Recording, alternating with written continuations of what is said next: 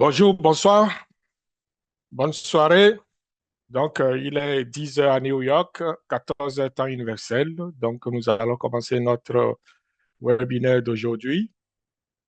Comme vous le savez, nous sommes mis pour faire chaque jeudi un webinaire sur les problématiques des pharmaceutiques,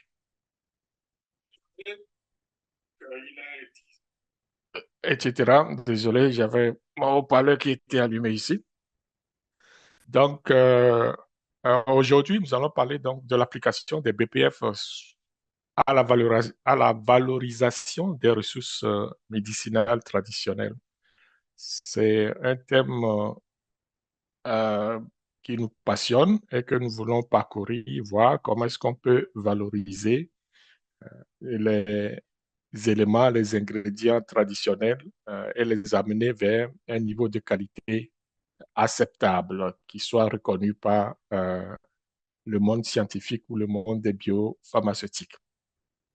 Donc, comme vous le savez, nous allons parcourir nos avertissements. Vous savez que cette formation est organisée par Mivado Global Performance et que le contenu de la formation est copyrighté, donc appartient à Mivado Global Performance et à Cosimolé moi-même.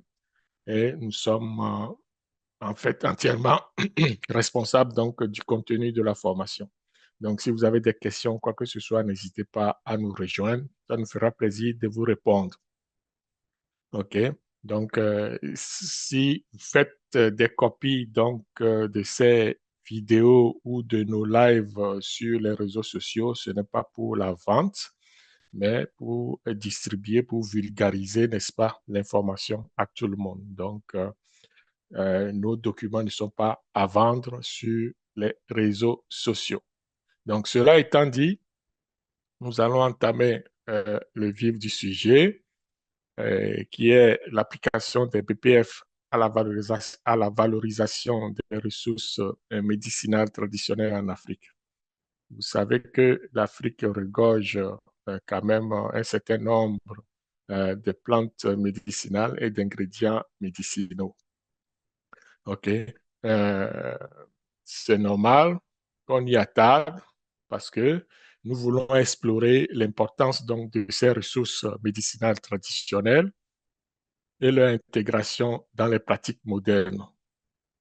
Donc, nous allons aborder l'histoire de la médecine traditionnelle, bon, pas en détail, mais on va effleurer et voir son importance culturelle ainsi que ses avantages et défis dans le cadre de nos procédés contemporains. Je vais dire les procédés que nous avons aujourd'hui au niveau, je dirais, mondial. Même en Afrique, on commence pas à moderniser pas mal de choses aussi.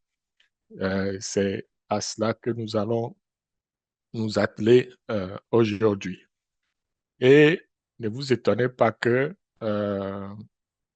nous allons appliquer les BPF, comme le titre le dit, donc à toutes ces notions-là. C'est très important de le souligner. Donc, qu'est-ce qu'on va voir aujourd'hui au menu? Donc, nous allons parler de l'introduction euh, un peu de la médecine traditionnelle. Je dis un peu parce que l'objet, ce n'est pas de faire toute l'histoire de la médecine traditionnelle. Donc, il est normal que nous allons introduire un petit peu et en discutant de ces définitions, de ces sources et de son importance culturelle. Okay? Ensuite, nous allons examiner comment ces ressources peuvent être intégrées dans les processus modernes grâce à la recherche et aux normes en vigueur. C'est important de le voir. Nous allons aborder aussi euh, les avantages et défis liés à cette intégration et conclure avec quelques éléments d'études de cas et puis voir les perspectives et futures de la médecine traditionnelle dans les processus modernes. Je vais vous rassurer tout de suite que ce que nous allons voir aujourd'hui ne sera pas différent de ce qu'on connaît déjà au niveau donc, de la littérature ou alors de ce qu'on nous enseigne à l'école. Peut-être que on n'a pas pris le temps de bien assimiler tous ces éléments, mais pour certains, ça va être un rappel, pour d'autres, une découverte, et pour les troisièmes personnes, ça va être peut-être une, euh, une connaissance acquise de plus. Donc, chacun va trouver son compte là-dessus. Le but, c'est de se mettre, c'est de conscientiser que nous avons des richesses qu'on peut valoriser, que ce soit au niveau alimentaire, au niveau médicinal, au niveau pharmaceutique, etc., etc., non, au niveau cosmétique aussi. Donc, ce sont des éléments que nous disposons, dont nous disposons et qui peuvent nous donner un plus, étant donné que le taux de chômage est très élevé en Afrique. Donc, on essaie de donner des idées. Il n'y a pas que les étudiants ou les taximotos. Il y a d'autres choses aussi qu'on peut faire avec les petits moyens de bord dont nous disposons. Donc, un de ces éléments, c'est de valoriser nos plantes médicinales, les pratiques traditionnelles, tous les ingrédients que nous avons, que ce soit au niveau alimentaire, agroalimentaire, pharmaceutique ou cosmétique. Donc, ce sont des choses importantes dont on doit se focaliser pour peut-être élever aussi notre niveau de vie à ce niveau-là. Donc, au niveau de l'introduction, vous devez savoir que la médecine traditionnelle englobe une richesse diversifiée de pratiques et de connaissances, souvent euh, transmises de génération en génération. Bon, cela va comprendre les racines euh, et on doit aussi savoir que la médecine moderne joue un rôle essentiel aussi là-dedans parce qu'on a, comment dirais-je, l'influence de cette médecine moderne-là qui vient interférer avec les pratiques traditionnelles. Donc, je sais que ça fait déjà longtemps que nous disons cela, ça fait longtemps que nous côtoyons tout cela. Et la tendance est que toutes les connaissances traditionnelles sur la médecine traditionnelle ou sur les plantes traditionnelles tendent à disparaître parce qu'on se tourne, moi y compris, on se tourne vers la médecine moderne et on oublie qu'on avait une richesse au niveau traditionnel, surtout au niveau des plantes, etc., etc. Les Chinois, par exemple, ils ont développé les deux. Il y a la pharmacopée chinoise au niveau des traditions et puis il y a la médecine moderne à côté. Donc, vous allez en Chine, vous allez voir tout un marché avec des plantes médicinales où c'est rien que des médecins traditionnels, on les appelle. Et de l'autre côté, vous allez voir la médecine moderne aussi. Donc, je crois que l'Afrique aussi peut imiter ça et développer sa médecine traditionnelle qui sera un complément donc à la médecine moderne. On ne dit pas que l'un va remplacer l'autre, non, c'est travailler ensemble, faire en sorte qu'il y ait une euh, synergie entre les deux médecines. Donc, l'un doit compléter l'autre parce que, après tout, la médecine moderne vient de la médecine traditionnelle. Donc, la plupart des molécules actives que nous connaissons sont extraites donc, des plantes et après synthétisées peut-être en industrie.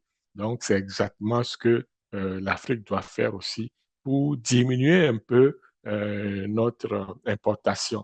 Parce que dans nos vidéos précédentes, dans nos lives précédents, on a vu que la plupart des pays africains vont importer plus de 80 à 90% de leurs médicaments. Donc, c'est énorme. C'est de l'argent qu'on donne aux autres par rapport aux produits qu'on reçoit, c'est vrai, mais c'est quelque chose qu'on peut fabriquer aussi à l'interne. Donc, c'est important de le souligner. Euh,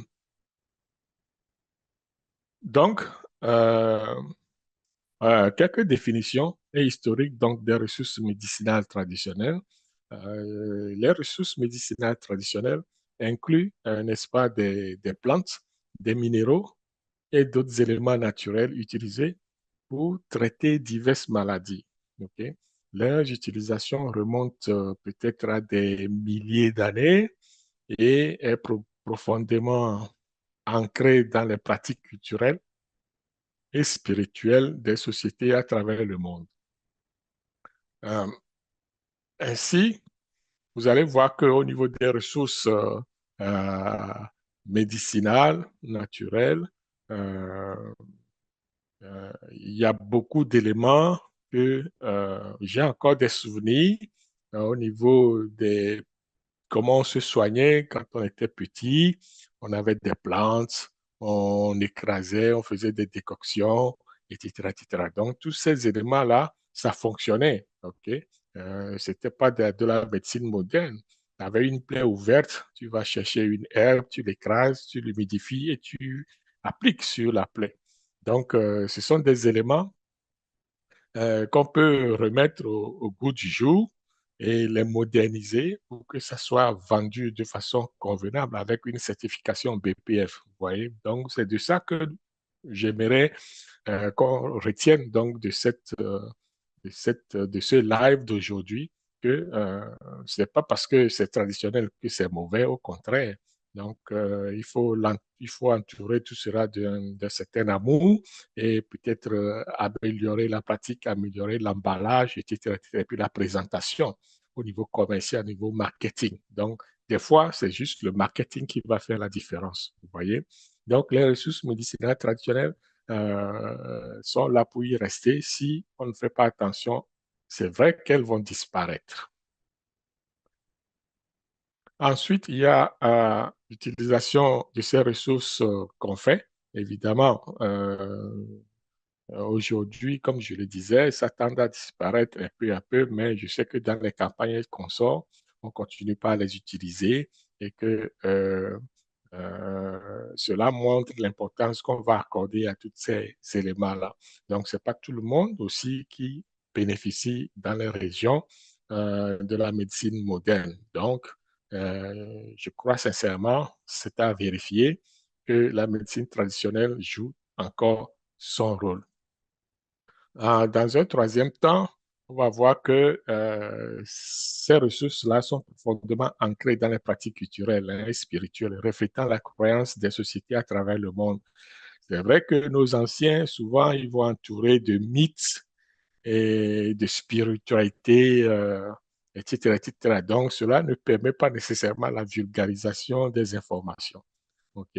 Donc, ce qui est sûr, c'est que lorsqu'on entoure une plante médicinale d'un mythe de spiritualité, ça devient okay, quelque chose que tout le monde ne peut pas appliquer, que tout le monde ne peut pas utiliser. Seuls les initiés doivent l'utiliser, ce qui n'est pas normal. Donc là, on doit aussi apprendre à démocratiser tout ça, à laisser libre cours à ces plantes, peut-être à les vulgariser davantage. OK? Je comprends que certaines plantes peuvent être mystiques ou quelque chose de ce genre-là, mais bon, euh, c'est vrai que les gens aussi doivent gagner leur pain, leur vie, en faisant croire que ben, c'est très sérieux, c'est mystique, c'est spirituel. Alors, si tu n'es pas initié, tu ne peux pas l'appliquer ou l'utiliser, etc., etc. C'est vrai, mais toutes ces magies-là, il faudra que ça tombe pour qu'on puisse valoriser nos affaires et les introduire au niveau de toute la communauté afin que toute la communauté en bénéficie. En tout cas, c'est un souhait si ce n'est pas encore déjà fait. Au niveau des ressources dont nous disposons, on va parler dans les détails, on va parler de quelques-unes. Évidemment, nous avons les herbes médicinales. Donc, les herbes médicinales sont utilisées depuis des siècles hein, pour traiter diverses affections grâce à leurs propriétés curatives uniques. Évidemment, c'est quelque chose que nous connaissons tous. Ensuite, il y a des racines thérapeutiques. Euh, les racines jouent aussi un rôle essentiel dans la médecine traditionnelle. Tout ce qui est racines, hein, on peut en parler. Gingembre, par exemple, ce sont des racines. Donc, les vertus du gingembre, on connaît. Euh, il y a d'autres que vous pouvez citer, que vous connaissez probablement, etc. Donc, les principales sources de ces ressources-là, on sait que la plupart viennent d'Afrique, dans nos forêts. ça pousse naturellement et on n'a même pas besoin de les cultiver, vous voyez, à moins que la déforestation ne vienne tout détruire. Mais il faut mettre en l'esprit que euh, nous avons les légumes nutritifs aussi, qui sont une source importante euh, une source bénéfique pour la santé humaine.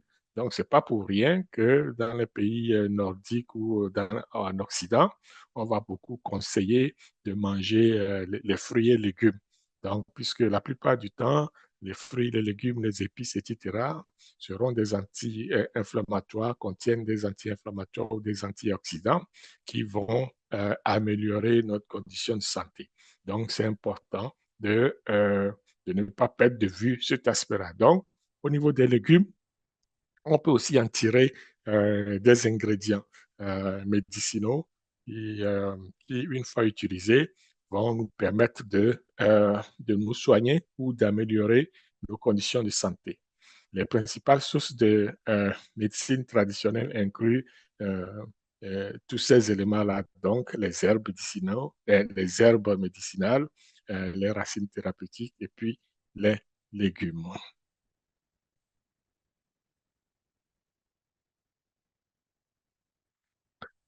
Ce qui nous amène à avoir l'importance donc culturelle et sociale. J'ai effleuré tantôt l'affaire en parlant donc de la spiritualité et puis de la magie des fois qui entoure ces, ces plantes-là. Donc, rôle de la médecine traditionnelle, je ne sais pas si on a encore des prêtres traditionnels, des médecins traditionnels. Normalement, oui, hein, dans les campagnes. Donc, ce sont des guérisseurs, des fois ils sont des charlatans, on les appelle, peut-être il y a d'autres noms, que sais-je. Donc tout ce monde-là va entourer, euh, vont encadrer. Encadrer, ce n'est pas le bon mot, mais vont utiliser les plantes pour peut-être des besoins d'ordre spirituel ou alors pour guérir, et puisque ça va servir aussi de gagne-pain pour certaines personnes. Donc, la médecine traditionnelle devient, dans ce cas-là, essentielle, puisque avant même l'arrivée de la médecine moderne, c'était la médecine qui était appliquée. Donc, on faisait des décoctions, on se lavait même avec des décoctions de plantes, etc., etc. Donc, des fois, on le buvait, des fois, c'est appliqué sur la peau externe, etc., etc. Des fois, il faut l'humer, donc inhaler la vapeur de ces éléments-là. Tout ça faut que, au niveau de la croyance, euh, ceux qui détiennent ces connaissances-là étaient vénérés. Donc, c'était des grands prêtres ou alors, comme je viens de le dire, des charlatans. Enfin, charlatan ici, c'est pas un négatif, hein, c'est juste pour dire un prêtre traditionnel.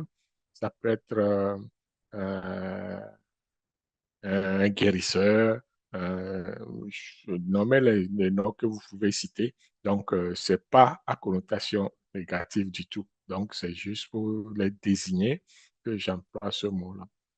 Donc,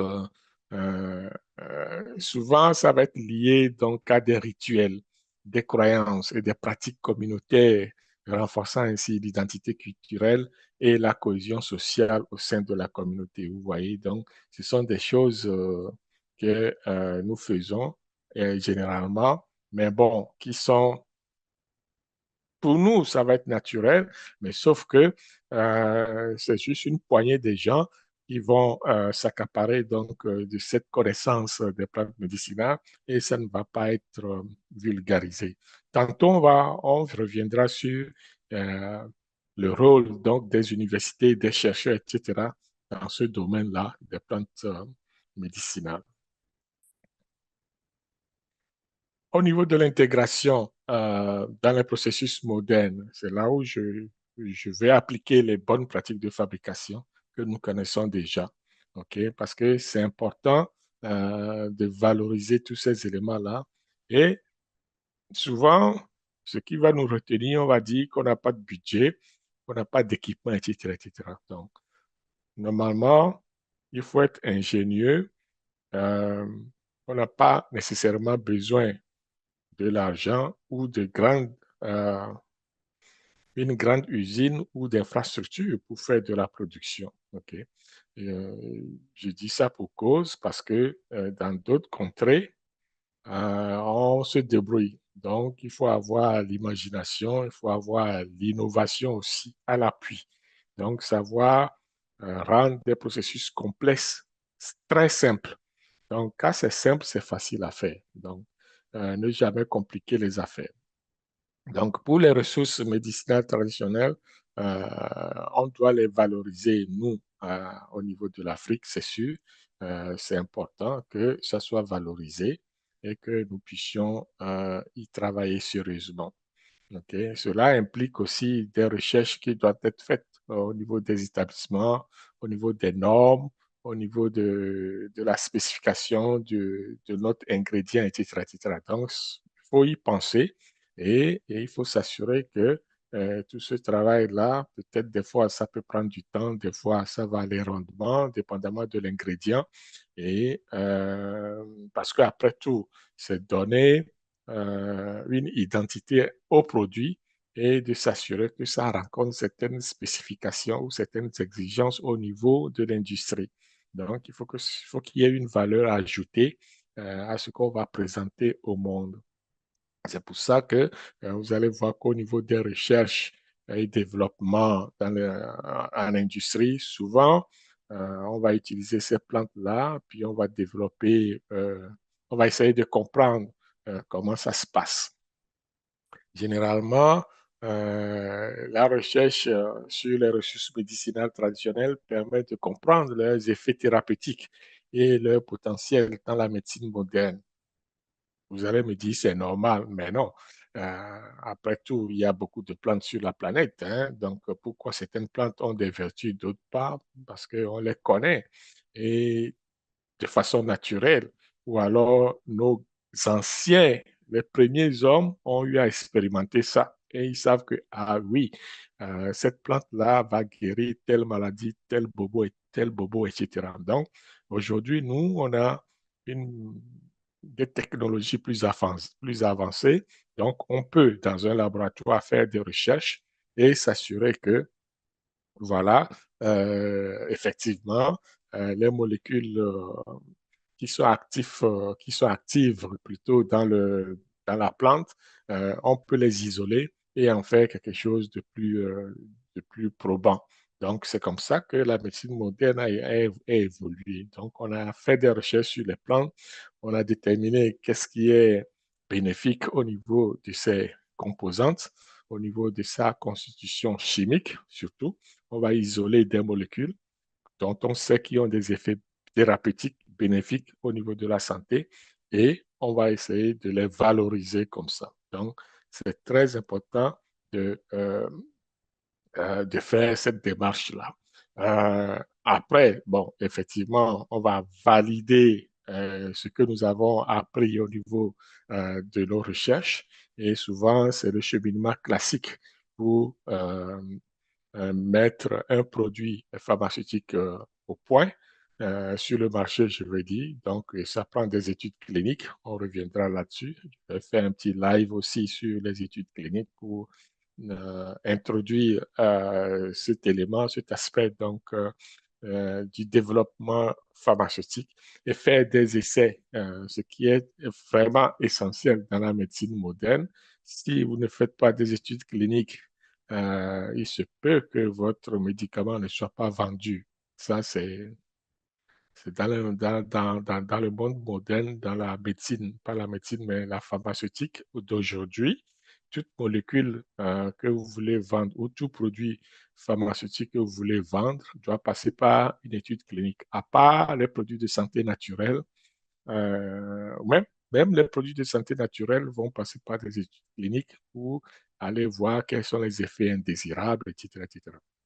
Donc, c'est important de faire ce genre de choses pour valider, n'est-ce pas, l'usage thérapeutique et médicinal de la chose.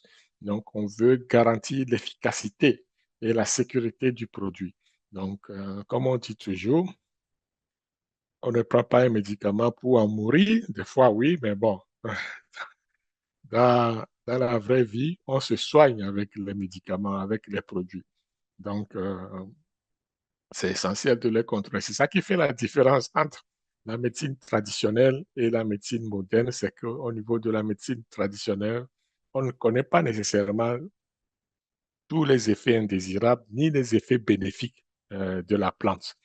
Nous, on dit, OK, cette plante-là va soigner quoi? Va soigner peut-être les abcès, peut-être que ça soigne autre chose, peut-être que ça a d'autres effets, on ne le sait pas. Donc, on l'écrase, on fait le cataplasme et puis on l'applique, etc. Donc, et puis, bon, ça passe, c'est vrai, ça marche.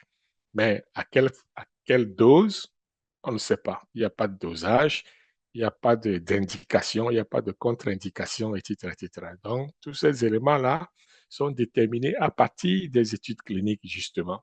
Donc, c'est pour ça que les études, le but essentiel, c'est aussi ça au niveau des études cliniques qui va permettre de déterminer le dosage, les indications, les contre-indications, les effets indésirables, etc. C'est quelle classe d'âge, à quelle classe d'âge on doit administrer le produit, etc., etc. Donc, en bout de compte, c'est assurer la sécurité et l'efficacité du produit vis-à-vis des patients ou des humains qui vont consommer ce produit-là.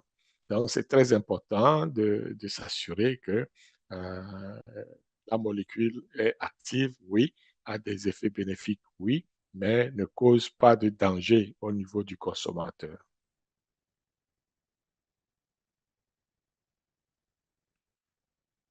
Là, on va passer un peu aux normes et réglementations. C'est surtout ça qui fait aussi, qui bloque aussi le développement donc, des pharmaceutiques. Souvent, même dans les pays développés, c'est la même chose. On se bute souvent aux normes et à la réglementation. Comment ça sort? On s'en sort, mais c'est avoir des données sur ce qu'on soutient et aussi avoir des lobbies qui vont pousser, qui vont démontrer que oui, la molécule elle est bonne, elle a des effets positifs, pas des effets secondaires dommageables, etc., etc. Donc, les normes et les réglementations, c'est très important. L'intégration des ressources médicinales traditionnelles a nécessité justement le respect des normes et des réglementations strictes. La première réglementation déjà de base, ce sont les BPF. Hein, je le dis, je le redis toujours. C'est pour ça que le live du jeudi qualité se base sur les bonnes pratiques de fabrication. Lorsqu'on va maîtriser ça, on maîtrisera le reste donc, de la réglementation. Ça, c'est le fondamental, OK? Pour toute fabrication pharmaceutique, la base, ce sont les bonnes pratiques de fabrication. Parce que cela assure que les produits dérivés de ces plantes-là, etc., répondent aux standards de qualité et de sécurité établis par les autorités sanitaires. Et aujourd'hui, on sait que tous les pays du monde ont leur BPF, où on se sert d'une réglementation qui s'appelle BPF. Et souvent, pas souvent, mais partout sur la Terre, ce sont des lois. Hein. Les BPF, c'est toujours des lois. OK? C'est les lois sur les aliments et drogues. Après, dans ces lois-là, il y a les bonnes pratiques de fabrication. Donc, ce n'est pas une ligne directrice ou des documents quelque part où on demande aux gens s'ils veulent bien pour se conformer. Non, non, non, non, non, non. C'est une loi et nul n'est censé ignorer la loi. Et puis, on fait des inspections pour s'assurer que vous appliquez en bonne et due forme les, les BPF. Comme comme toute autre loi. Donc, ça doit être renforcé des fois. C'est pour ça qu'il va y avoir d'autres règlements additionnels pour préciser les conditions d'utilisation, etc., de ces lois-là. Euh, dans un premier temps, l'importance de ces normes est très et je dirais que ces normes-là sont très importantes au niveau donc, de l'industrie parce que tout va se reposer sur la conformité aux normes, sur la conformité euh, à la réglementation. Donc, Les normes garantissent que les produits médicinaux sont de haute qualité, voilà, et sûrs pour le consommateur, protégeant ainsi leur santé. Comme on le dit toujours, c'est pour le bien de la population qu'on fabrique les médicaments. Donc, si le médicament n'est pas bon pour soi, ce n'est pas bon pour les autres, normalement. C'est, c'est comme ça que on agit avec ces produits-là. Ensuite, on va voir que ce sont des règles strictes. Évidemment, les BPF, on peut pas déroger là-dessus. Une fois que vous décidez de faire la fabrication pharmaceutique, vous êtes obligé de suivre les bonnes pratiques de fabrication. OK? Il n'y a pas à dire non, moi, non, et si, ça. Non, c'est juste obligatoire. Donc, le respect assure la conformité avec les exigences légales, ok? Ce qui est essentiel pour la commercialisation des produits médicinaux. C'est sûr que partout sur la Terre aujourd'hui, il y a les bonnes pratiques de fabrication, l'UEMOA, l'Afrique centrale, l'Afrique australe, etc. Euh, des fois, c'est du même ou pareil, des fois, il y a des petites variances, mais n'empêche que vous allez d'une façon ou d'une autre utiliser les bonnes pratiques de fabrication. Et lorsque vous êtes dans la production des ingrédients pharmaceutiques actifs, c'est-à-dire les molécules actives, OK, vous avez aussi les bonnes pratiques de fabrication qui sont appliquées aux ingrédients pharmaceutiques actifs. C'est comme ça. On ne peut pas déroger là-dessus. Ça se passe comme ça. Donc, à part les excipients qui sont, bon, entre deux, les ingrédients pharmaceutiques actifs ont leur bonne pratique de fabrication. OK? Parce que c'est la molécule active, finalement, qui va agir sur l'état de santé de la personne. Donc, c'est pour ça qu'on met l'accent là-dessus pour que ça soit réglementé et que ça soit sûr pour utilisation. Donc, la sécurité des patients doit être au centre donc, de nos activités. Okay? C'est ça, ça veut dire. Lorsqu'on dit la sécurité des patients et aussi euh, la qualité du produit. Okay? La sécurité des patients va dépendre de la qualité du produit. Okay? Donc, c'est très primordial. Donc, les normes et réglementations minimisent les risques associés aux ressources médicinales traditionnelles. Donc, lorsqu'on va appliquer tout ça, c'est sûr que on va peut-être éviter les cas de surdosage ou ouais, voilà, de surdosage, j'allais dire overdose, mais ça, c'est la terminologie anglophone, là. Donc, le surdosage des produits, etc., sera évité. Parce qu'aujourd'hui, ce qui,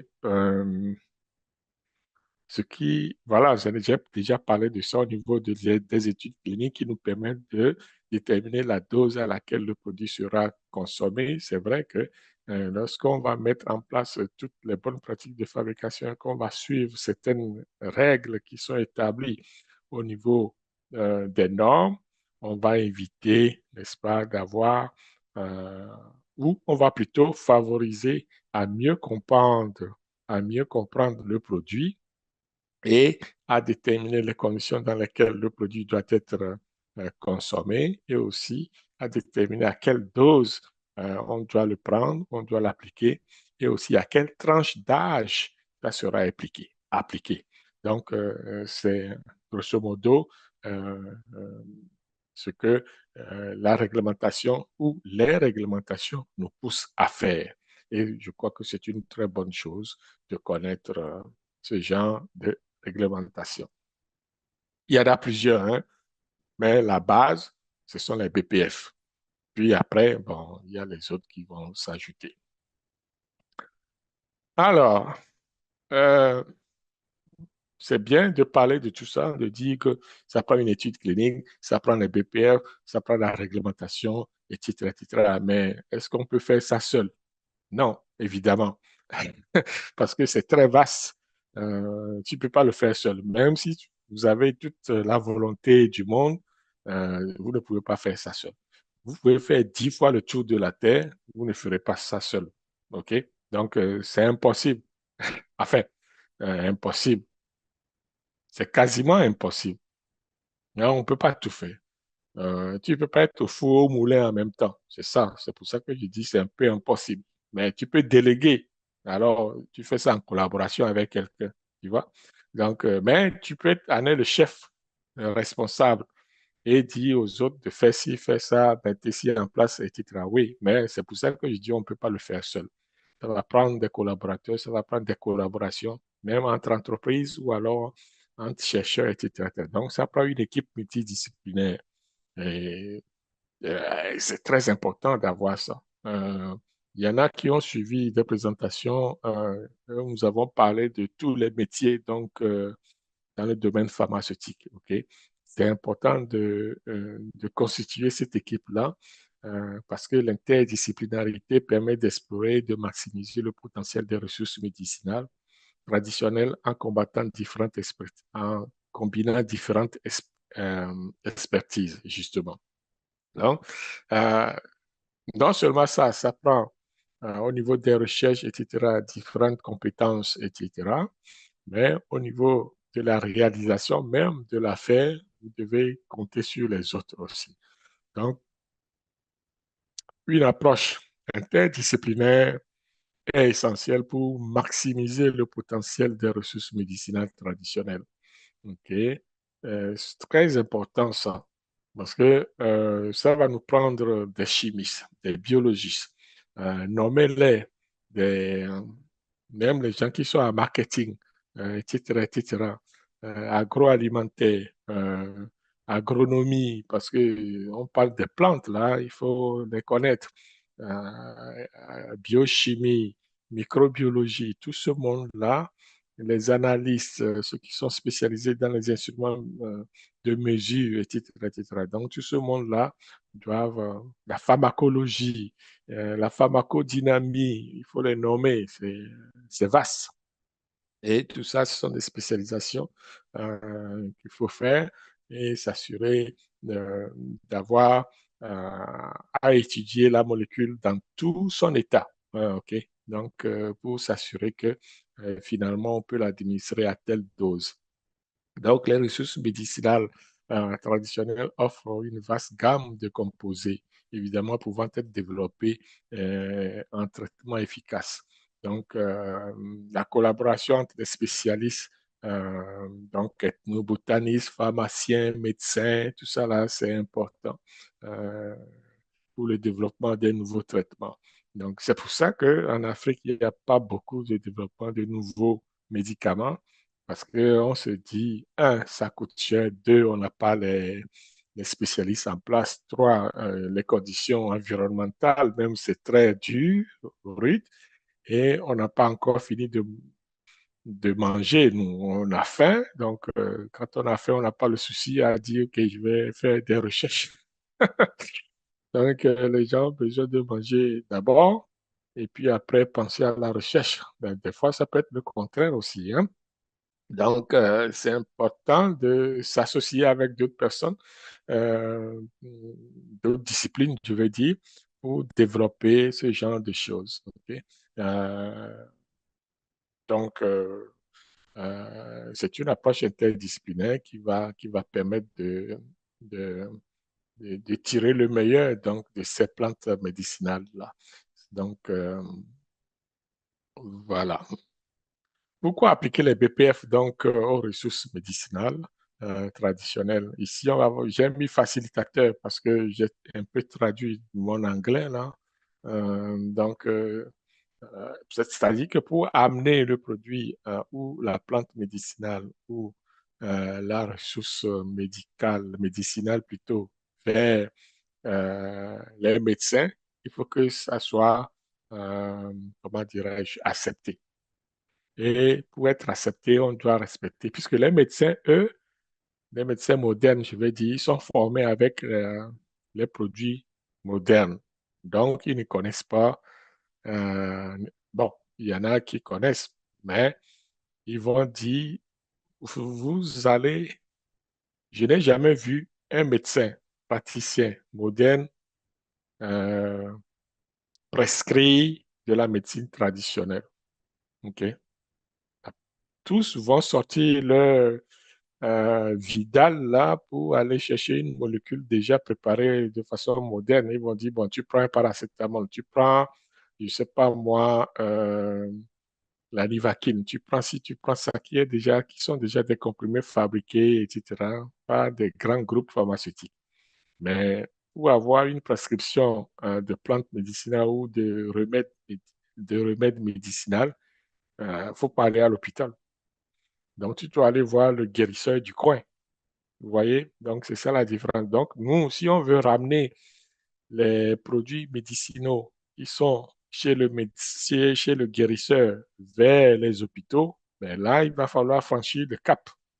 D'où il faut appliquer les BPF et toutes ces règles qui s'y appliquent pour pouvoir amener le produit à être reconnu comme étant un remède à appliquer, à prescrire ou alors à indiquer, du moins, aux patients. Donc, je crois que ce bout-là ne sera pas facile, hein. Donc, pour que ça soit facile, il faut démontrer grâce aux études cliniques que le produit est bon, est sécuritaire et soigne, c'est-à-dire le produit est efficace. Donc, et ça, euh, on ne peut pas le faire seul. On a besoin d'autres partenaires, on a besoin des équipements, on a besoin des installations, on a besoin des sous, on a besoin de beaucoup de choses pour pouvoir y arriver. Ou alors, on se joint à un grand groupe pharmaceutique et puis on propose l'idée pour pouvoir développer. Et les grands groupes, on sait, ce qui est important, c'est le retour sur investissement. Alors, le grand groupe va dire, c'est quoi le retour sur investissement? Est-ce que c'est rentable ou pas? Donc, c'est ça qui va déterminer si le projet va aller de l'avant. Mais si on attend sur les grands groupes, c'est sûr que, on n'ira pas loin. Donc, peut-être qu'on doit commencer nous-mêmes et puis chercher des partenaires en cours de route. C'est une façon de penser. Donc, je ne dis pas que c'est ça qu'il faut faire. Mais la discussion est ouverte et on doit quand même euh, en discuter. On doit quand même y penser et voir comment est-ce qu'on veut faire la chose. Vous voyez? Donc, c'est ça le petit bout. Alors, euh, euh, pourquoi appliquer les BPF? Mais d'abord, c'est pour assurer la qualité et la sécurité des produits. Les BPF permettent de réduire les risques liés à des préparations non standardisées, contamination, dosage, etc., etc. Vous vous rappelez déjà, hein, tout ça, on l'a vu à travers d'autres présentations, d'autres lives, et que on sait que les BPF, des fois, pour travailler dans des conditions sécuritaires, dans des conditions aseptiques, etc., on a toutes les caractéristiques, c'est-à-dire les règles qui sont là, qui doivent être appliquées pour pouvoir observer donc les bonnes euh, les bonnes, comment je vais dire ça, les bonnes aptitudes, donc au niveau de la contamination, l'hygiène, etc., etc. Donc, c'est très important de s'occuper de cet aspect-là. Donc, notre live dernier parlait justement des 12 principes, donc des BPF, où on a énuméré les principes. Je crois que ça va être pareil ici. On va passer à travers, mais de façon rapide, pour dire que c'est pas parce que vous êtes dans le domaine traditionnel que vous ne pouvez pas utiliser les bonnes pratiques de fabrication. C'est une méthodologie standard, c'est une, comment dirais-je, comme son nom l'indique, les bonnes pratiques. Donc, si vous appliquez ça, vous allez voir que ça va permettre de résoudre pas mal de problèmes de qualité au niveau de vos produits, au niveau de vos procédés aussi. Donc, appliquer les BPF, c'est préserver l'efficacité des remèdes traditionnels, vous voyez. Donc, au moins, au lieu de travailler dans des conditions qui ne sont pas acceptables, euh, parce que souvent, quand je fais la formation sur les bonnes pratiques de fabrication, je dis aux gens, imaginons que vous faites une recette, ok? soit de spaghetti à la bolognaise ou alors une recette d'aïmolu. Je prends ces deux exemples. Si vous faites la recette d'aïmolu et que vous êtes incapable de le manger vous-même, c'est que votre aïmolu n'est pas bon. Ou alors, si vous faites une recette de spaghetti à la bolognaise et que vous êtes incapable de le manger vous-même, c'est que votre spaghetti à la bolognaise n'est pas bon. Cela veut dire que vous pouvez pas fabriquer un produit pharmaceutique que vous-même, vous ne pouvez pas prendre. C'est ça, ça veut dire. Parce que tout ce qu'on fait, si on est incapable de le consommer nous-mêmes, c'est parce que c'est pas bon pour les autres. C'est ça, en fait, ce que je voulais dire. Donc, tout ce que nous fabriquons nous-mêmes et que nous-mêmes, nous ne pouvons pas le consommer ou le prendre, c'est parce que c'est pas bon et c'est pas bon pour les autres. Donc, c'est pour ça que les BPF sont là pour standardiser les pratiques pour éviter ce genre de choses. Donc, préserver l'efficacité des remèdes traditionnels. Donc, d'emblée, lorsqu'on va appliquer les BPF, on va trouver gain de cause. Ça, c'est sûr et certain. OK? Donc, je ne dis pas qu'il n'y aura pas des erreurs, mais ça permet de réduire considérablement le risque des erreurs et le risque des non-conformités, etc. Bien sûr, lorsqu'on va appliquer les BPF, c'est l'humain qui est toujours en activité, hein. Donc, les humains font pas souvent, mais quasiment des erreurs. L'erreur est humaine, nous dit-on. Donc, c'est pas parce que vous appliquez les BPF que vous n'allez pas faire des erreurs en tant qu'humain. C'est pas ça que je dis. Mais au niveau de la pratique, c'est sûr que ça va éviter beaucoup d'erreurs et beaucoup de non-conformités. Donc, les BPF facilitent aussi l'intégration des systèmes modernes, ok, de santé moderne. Donc, les standards de qualité reconnus renforcent la confiance et l'acceptation de l'ensemble des produits de santé et des ingrédients pharmaceutiques actifs. On a vu, si vous avez un produit médicinal et que vous l'élevez au rang des bonnes pratiques de fabrication en appliquant toutes les règles et les standards euh, de qualité, vous allez voir que votre produit traditionnel devient un produit moderne, en d'autres termes. Vous voyez? Donc, vous allez élever la qualité du produit, vous allez rendre le produit plus accessible. C'est ça, ça veut dire, à un plus grand nombre, puisque la plupart du temps, les gens sont habitués avec la médecine moderne, avec les produits modernes, etc., etc. Donc, euh, à moins que c'est un produit ça, on le voit des fois, soit en Asie ou en Amérique du Sud, où il y a des remèdes comme ça qui ont du miracle, qui font du miracle, je veux dire, où c'est tellement efficace que ben, de bouche à oreille, ça devient populaire. Donc, tout le monde cherche à en avoir. Donc, peut-être que, mais bon, ça arrive rarement une fois sur, je sais pas, 1000, 10 000. Les chances sont réduites, je veux dire. Donc, il ne faut pas se fier à ça. Le but, c'est de valoriser la plupart des produits en optant pour les bonnes pratiques de fabrication. Ensuite, on va voir que on va ouvrir des opportunités. Évidemment, c'est ce qu'on veut. Euh, Lorsqu'on a parlé donc de l'harmonisation de la réglementation en Afrique, on a vu qu'il y avait une zone de libre et de libre-échange au niveau continental. Donc, lorsqu'on va appliquer les bonnes pratiques de fabrication, c'est sûr qu'on va rentrer dans cette grande zone-là. On va avoir plus de possibilités, plus d'opportunités à écouler nos produits à travers cette zone, cette zone libre d'échange que constitue l'Afrique. Et puis après, bon, on peut conquérir le reste du monde avec ça. Donc, les BPF et autres standards permettent d'offrir et d'accroître l'avantage compétitif des produits de santé de qualité certifiés. Vous voyez? Donc, l'Afrique possède une biodiversité exceptionnelle, il ne faut pas l'oublier, avec près de 45 000 espèces de plantes, dont environ 5 000 sont utilisées à des fins médicinales. Et ça, c'est beaucoup. Lorsque tout cela va être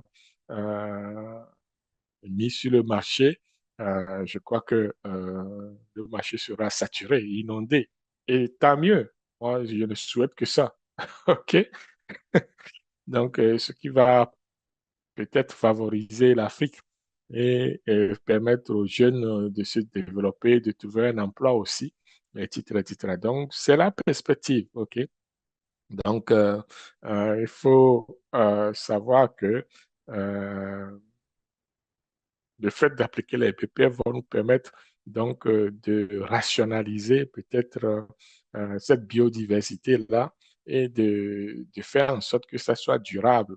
Donc, j'espère. Donc, c'est un souhait, en tout cas, pour nous, et ce qui va nous permettre de les exploiter encore plus longtemps. Donc, c'est quelque chose sur lequel nous devons travailler. Là, on a vu que les BPF vont résoudre beaucoup de problèmes au niveau de l'acceptation donc de notre produit, au niveau de la reconnaissance internationale et nationale aussi et sous-régionale.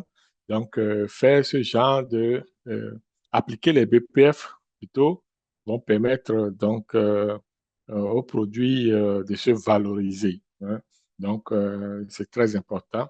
D'où ce live aujourd'hui pour pouvoir dire comment est-ce que ça peut se faire. Et en le faisant, je crois que cela va permettre dans la foulée euh, d'initier des initiatives qui sont d'ordre, je dirais, euh, scientifique. On peut aller voir tout ce qui se passe au niveau des recherches scientifiques et les faire traduire donc en technologie ou en production pharmaceutique. Ça, c'est quelque chose aussi de très simple que nous devons faire à notre niveau. Là, on va parler donc des principes fondamentaux des BPF applicables. Ça, je crois qu'on l'a suffisamment énuméré. Euh, le webinaire de jeudi dernier, j'ai fait un tour spectaculaire à travers les 12 principes des BPF et ça ne sera pas différent de ce que je veux dire aujourd'hui. Donc, c'est quelque chose que nous connaissons déjà et ça va aller rapidement. Hygiène et le locaux, on les a vus. Donc, ça prend une bonne hygiène, ça prend un local propre ou un environnement propre pour faire des manipulations pharmaceutiques. Sans ça, on va oublier la qualité du produit, hein. Donc, c'est important que la propriété des zones de production soit maintenue à chaque fois euh, pour garantir la sécurité du produit. On va voir qu'on doit avoir des équipements bien installés, bien construits et facilement nettoyables en place. OK? Et ça, c'est le principe même des BPF. Il est important de veiller à ce que les matières premières soient de qualité et rencontrent leurs spécifications. C'est aussi l'élément important qu'il faut avoir au niveau des principes, des bonnes pratiques de fabrication. Après, il est essentiel de documenter ce qu'on fait. OK? C'est très important aussi. D'ailleurs, si vous retournez écouter les bonnes, j'avais dit les 12 principes des bonnes pratiques de fabrication, vous allez avoir plus de détails au niveau de tous ces éléments-là, dont la documentation. Et aussi, contrôle qualité, évidemment, ce qui va nous permettre de tester, de faire des analyses et de s'assurer qu'il n'y a pas de contamination, etc.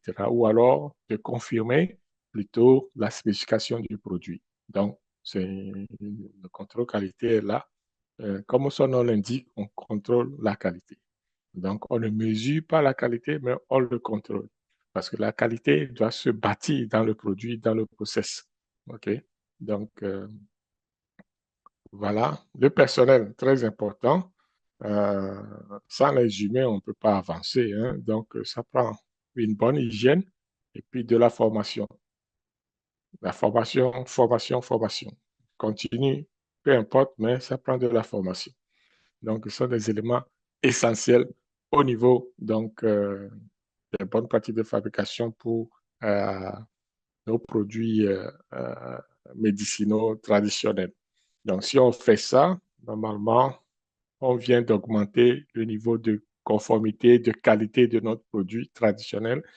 On vient de l'élever à un rang plus supérieur qui sera facilement plus accepté et acceptable pour les uns et les autres.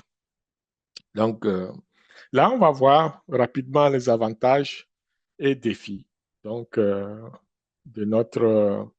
de l'application des BPF. Oui, c'est bien beau de dire qu'il faut appliquer tout ça, mais à quoi ça va servir? Pourquoi? Comment? Est-ce que c'est facile à faire, etc. Non, il y a des éléments dont nous devons tenir compte. Et pour ça, c'est important de savoir que euh, euh, bien sûr que c'est une solution efficace. Les ressources traditionnelles peuvent offrir des traitements efficaces qui complètent les approches médicinales modernes, comme je l'avais dit, mais en même temps, euh, ce ne sera pas facile. Évidemment, on l'a vu, ça prend de la collaboration des uns et des autres, évidemment. L'incorporation des ressources médicinales traditionnelles dans le traitement moderne peut offrir des solutions efficaces et moins coûteuses, n'est-ce pas? Tout en enrichissant les options thérapeutiques disponibles pour les patients. Et donc, en deuxième point, on va voir que on a, on va avoir des coûts réduits. Donc, ces coûts, c'est parce que on a standardisé nos pratiques, que ce soit au niveau de la production, au niveau de la documentation, au niveau de recherche, etc., etc. Évidemment, euh, le traitement, etc., sera à coût réduit, rendant les soins de santé plus accessibles. Je l'ai dit, lorsqu'on va mettre en place tous nos produits, évidemment, au lieu de dépenser des milliers pour se faire soigner au niveau, peut-être à l'hôpital, avec des médicaments modernes qu'on connaît, mais on peut utiliser nos produits traditionnels, justement, dont on a démontré leur efficacité, leur qualité, etc., etc. C'est là où ça devient avantageux, vous voyez. Donc, euh, et puis, pour le même, je veux dire, pour le même traitement, on a deux produits différents. On a un produit traditionnel, on a un produit moderne. Donc, le produit moderne, peut-être, ça va coûter 10 fois moins que le produit traditionnel, plutôt, va coûter 10 fois moins que le produit moderne. Donc, on vient de voir une réduction donc, des dépenses au niveau sanitaire. Donc, c'est pour ça que nous avons avantage à pousser fort pour que nos produits traditionnels soient mis en valeur. Très important ça. Euh, Ensuite, on va voir que ben, les gens peuvent choisir. On aura des options thérapeutiques enrichies. Donc, l'intégration de la médecine traditionnelle élargit le choix thérapeutique pour les patients. Donc, je peux choisir, moi, si je dois dépenser 1000 $ ou 1000 francs CFA pour un produit ou alors dépenser 100 francs CFA pour le produit traditionnel, vous voyez, tout en sachant que je vais avoir le même effet. Donc, parce qu'il y a un qui a été importé, donc il y a toutes les charges, les taxes douanières, etc., qui s'appliquent, et l'autre, c'est fabriqué sur place et traditionnel. Donc, le choix est vite fait pour le panier, pour la bourse du consommateur que nous sommes. Donc, c'est aussi, sur le plan économique, des avantages substantiels qu'on peut en tirer en faisant ce genre de développement euh, de produits pharmaceutiques traditionnels. Donc, vous pouvez aller aussi voir le live sur les BPF des produits pharmaceutiques traditionnels. Je crois qu'on l'a passé il y a peut-être 4 semaines à peu près. Donc, qui détaille aussi la façon dont les BPF sont tissés par rapport donc, aux produits pharmaceutiques traditionnels. Les défis rencontrés lors de l'intégration, évidemment, il n'y a rien qui se fait de façon facile, hein, vous vous en doutez. Donc, manque de recherche scientifique, peut-être pas, mais on n'a pas tout découvert encore. Donc, je crois qu'il y a dans nos universités des études qui ont été faites sur les plantes médicinales, mais euh, euh, là où ça devient un manque, c'est au niveau des études cliniques. OK? Donc, le manque se trouve là. Donc, les études cliniques ne sont pas faites. Oui, on a, au niveau des universités, on sait qu'il y a des plantes médicinales qui font ci, qui font ça. De par leur tradition, on a essayé d'avoir les structures de ces molécules-là, structure et fonction, etc. Mais au niveau de l'application médicale en tant que telle, ça prend des études cliniques. Des études cliniques, on n'en a pas encore. Donc, c'est un défi majeur. Donc, même le manque de recherche scientifique sur les ressources médicinales traditionnelles limitant leur acceptation dans la médecine moderne. C'est ça que je disais tantôt. Donc, ça prend des études cliniques pour pouvoir les faire accepter. Ça, c'est ça le secret, en fait. D'autre part, comme défi, on doit aussi standardiser les produits. Évidemment, lorsque vous faites l'étude clinique d'office, ça permet de standardiser les produits. Donc, c'est une difficulté pour nous, étant donné que euh, cette difficulté crée des incohérences et des doutes concernant leur efficacité et leur sécurité. Vous voyez? Donc, les deux sont liés, hein, que ce soit le manque de recherche ou la standardisation des produits énumérés comme défis.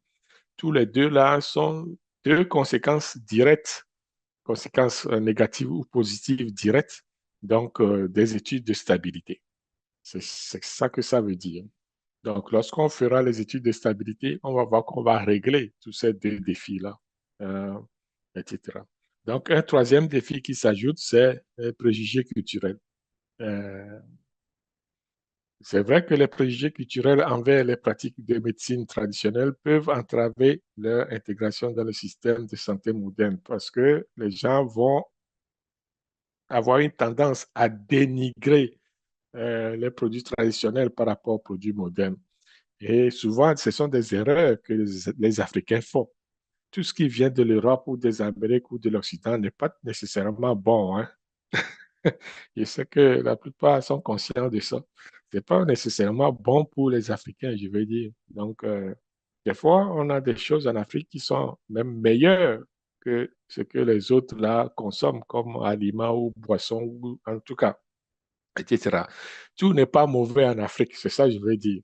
Donc, il faut faire attention parce que la plupart de la diaspora qui vivent en Europe ou en Amérique du Nord, ben, ils vont vous le dire, ils consomment encore tout ce qui se trouve en Afrique, les mets, les aliments, les épices, etc., etc. Donc, cela veut dire que c'est pas mauvais. Donc, c'est même de très bonne qualité des fois. Donc, parce qu'en Europe, il y a beaucoup de choses qui sont hyper transformées. Et quand c'est hyper transformé, c'est pas bon pour la santé. Ce sont eux-mêmes qui le disent, mais ce sont eux-mêmes qui fabriquent ces aliments hyper transformés qui les consomment encore. Donc, il faut faire attention, ne pas avoir de préjugés. Peut-être le préjugé vient du sort que nos anciens ont entouré les plantes médicinales de mystère, de magie, etc., etc. Donc, c'est fait que ben, on s'en doute un peu. Mais sinon, en réalité, ce sont des produits à valoriser en tant que tels. Il ne faut pas entourer ça de magie, de fétichisme ou de charlatanisme, etc. Non, mais là, donc, tout ça sont des faux problèmes par rapport aux plantes médicinales, bien sûr. Donc, les plantes médicinales, les plantes ont des vertus. On n'a pas besoin de la magie ou de fétiches pour leur accorder une certaine valeur. OK? Donc, les plantes ont, de par leur naissance, là, si je peux le dire ainsi, de par leur existence plutôt, les plantes ont des vertus qui sont naturelles. Ok. Donc, il n'y a pas de magie ou de charlatan là-dedans. Alors, quelques solutions vite fait. Donc, ici, on va voir que nous devons encourager les recherches scientifiques, ça va de soi, puisqu'on a vu que c'était un problème pour nous. Donc, il faut qu'on encourage les recherches scientifiques. Il faut qu'on ait des partenaires aussi mondiaux ou en tout cas des partenaires nationaux et mondiaux ou internationaux. Cela va aider à faire passer la pilule.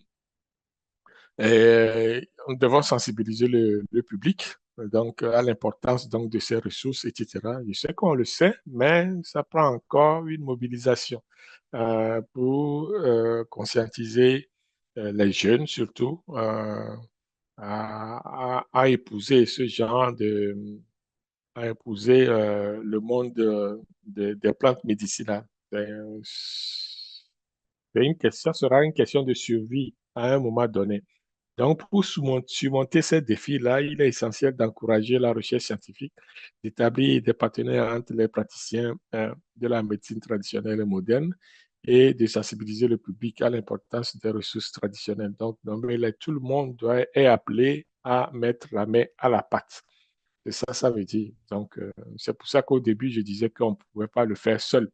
Donc, vous avez besoin des disciplines différentes. Vous avez besoin des partenaires, vous avez besoin, nommez-les, tout ça là pour pouvoir développer.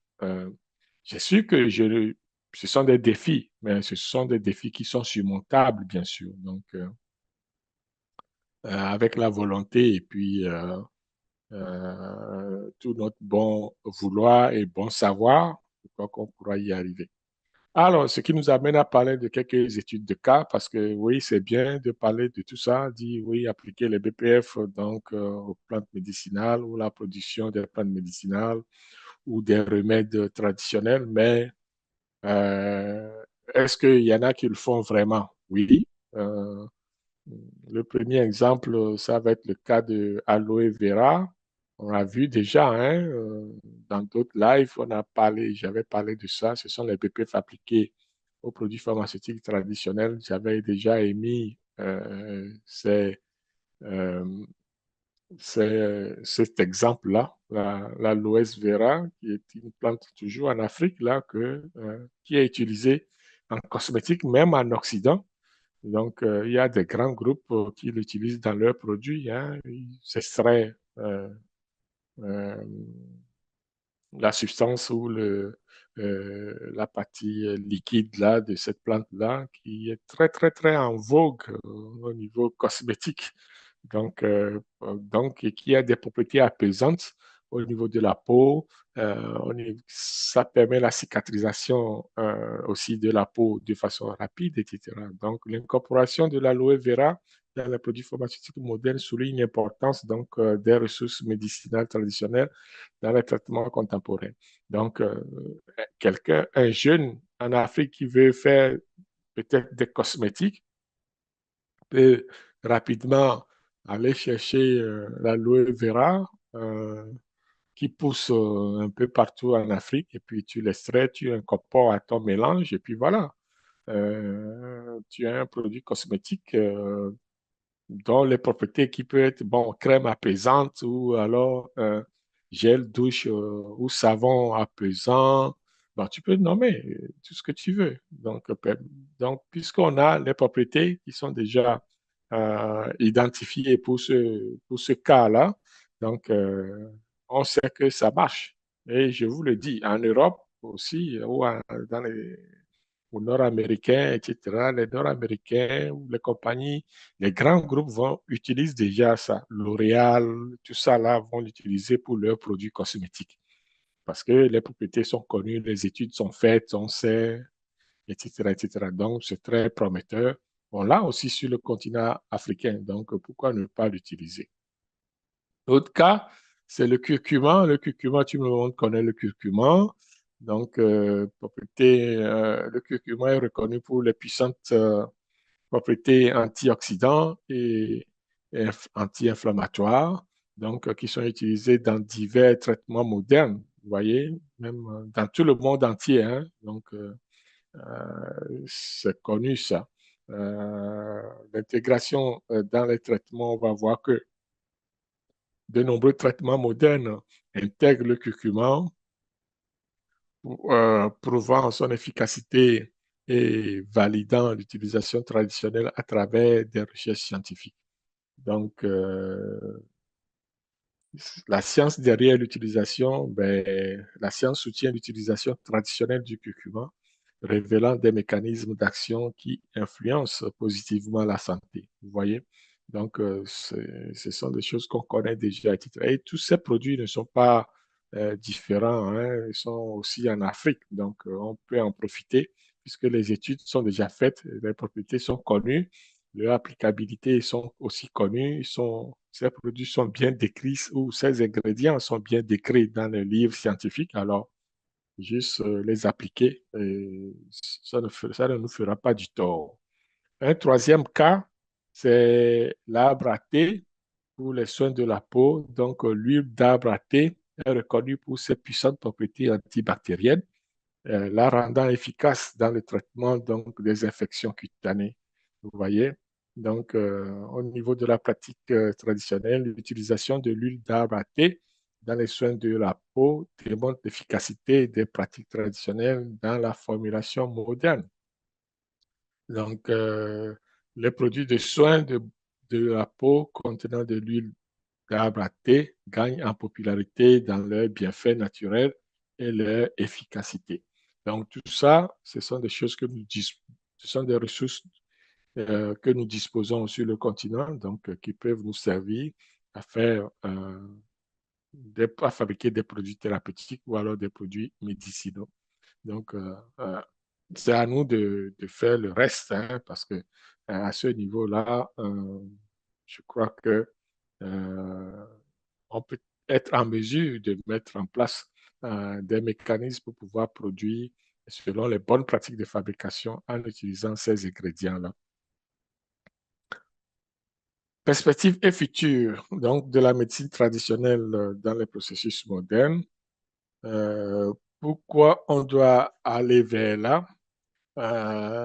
Parce que moi, mon but et le but de Mivado Global Performance, c'est de susciter l'engouement, de susciter, je veux dire, le désir au niveau des jeunes d'embrasser les pharmaceutiques, d'améliorer ce qui existe déjà et de le rendre peut-être plus accessible, de travailler les plantes médicinales, d'avoir des idées ou de développer de nouvelles idées pour pouvoir produire les produits de santé de façon générale.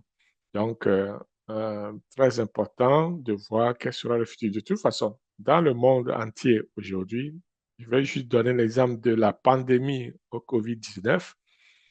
On a vu que lorsqu'il y a ce genre de pandémie ou de catastrophe, il y a deux choses qui sont importantes.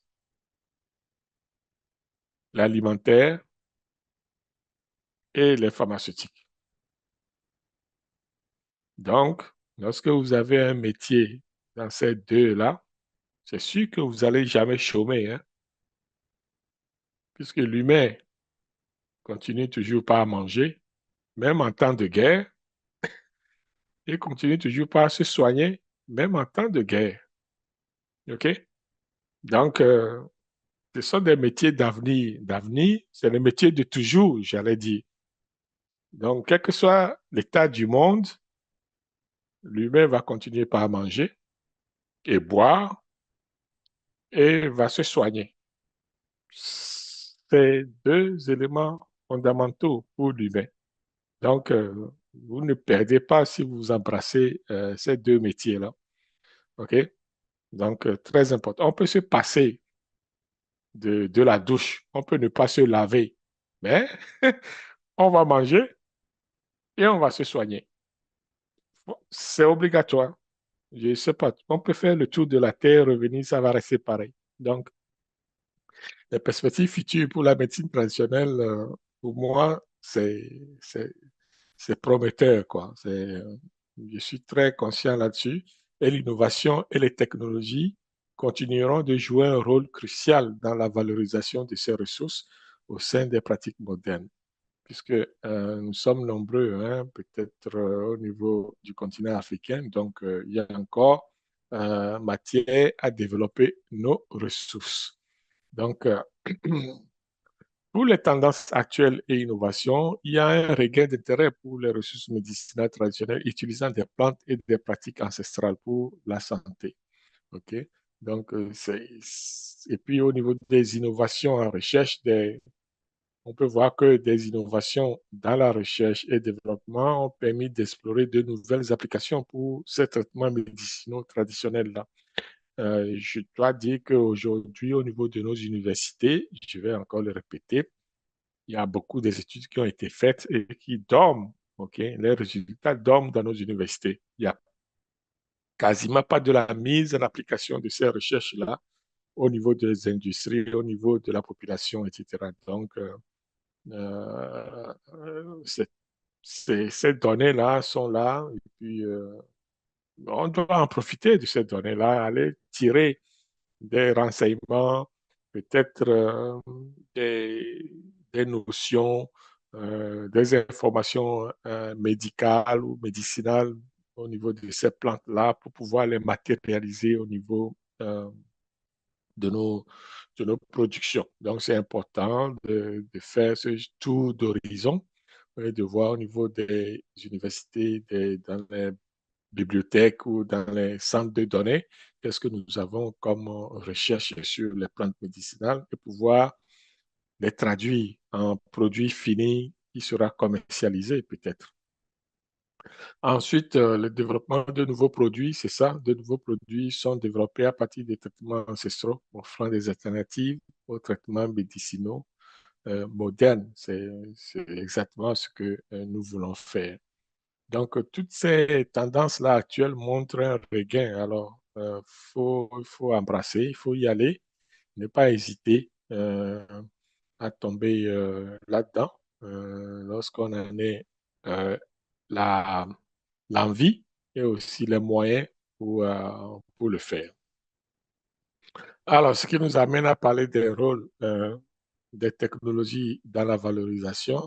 Vous en doutez que Euh, ça prend des équipements, de la technologie, et on sait que la technologie ou la biotechnologie moderne a permis d'extraire et valoriser les principes actifs des ressources médicinales traditionnelles, les rendant plus efficaces pour la médecine moderne. Ce que je disais que la plupart des médicaments modernes proviennent des plantes ou de la médecine traditionnelle, parce que on savait comment ça marchait sur le plan traditionnel, puis on les a transposés pour que ça soit plus moderne, avec les technologies modernes.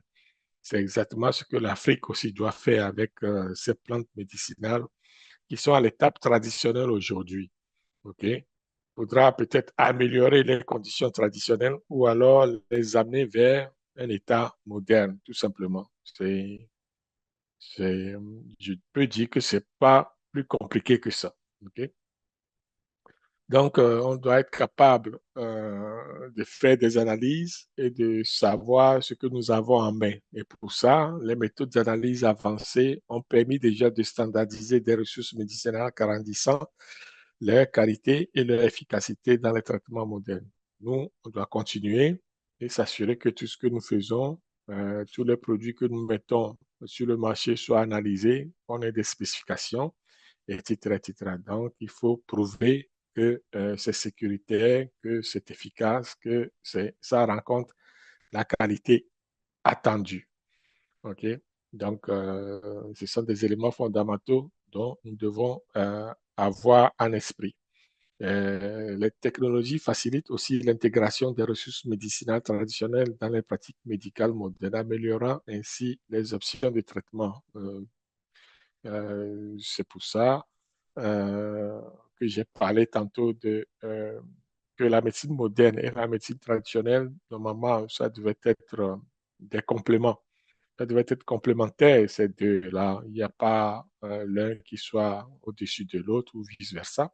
Donc, on doit être capable d'intégrer la médecine traditionnelle. De toute façon, la médecine moderne provient de la médecine traditionnelle. Alors, pourquoi ne pas les mettre ensemble, surtout si ça peut réduire les coûts sanitaires de nos populations. Prévisions et opportunités futures.